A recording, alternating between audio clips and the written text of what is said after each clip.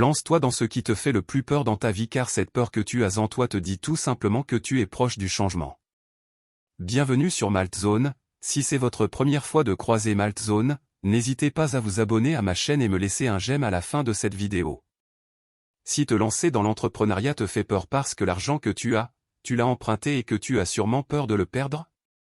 Je te conseille dès aujourd'hui de commencer à faire des démarches.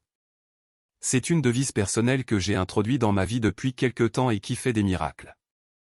Souvent, j'ai envie de faire des choses, je sens une sorte de bouillonnement en moi, mais j'ai des peurs limitantes qui me crient que c'est trop dangereux, c'est trop risqué, c'est impossible, c'est trop ambitieux, ce n'est pas pour moi, ça ne va pas marcher, les autres sont déjà devant, que penseront les autres?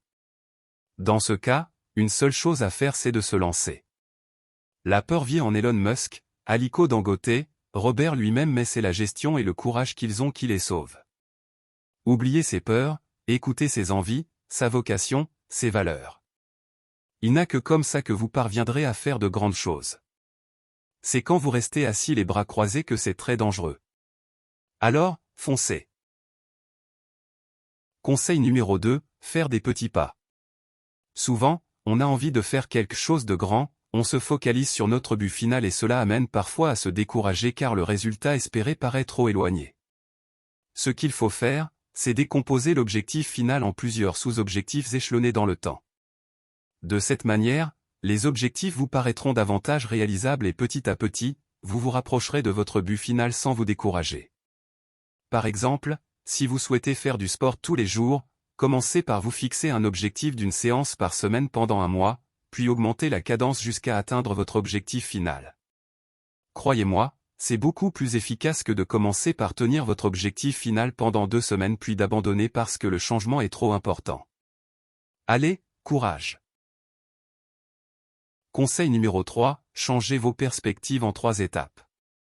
C'est probablement le plus compliqué des conseils car c'est une gymnastique à apprendre au quotidien. Lorsqu'il vous arrive quelque chose que vous n'appréciez pas dans la vie, appliquez ces 3 étapes. Vivre l'émotion, l'accepter. Si vous vous sentez mal, n'essayez pas d'enfouir votre émotion. Si elle est trop forte, vivez-la le temps qu'il faudra. Ensuite, prenez du recul, observez votre émotion et tentez de voir d'où elle vient. Demandez-vous. Avec quelle pensée ai-je réagi à l'événement qui s'est produit? Changez sa pensée. Cette pensée provoque chez vous une émotion qui ne vous sert pas et qui fait que vous vous sentez mal. Cherchez donc une pensée qui reste en accord avec vos valeurs mais qui vous permet de vous sentir mieux. Avoir de la gratitude.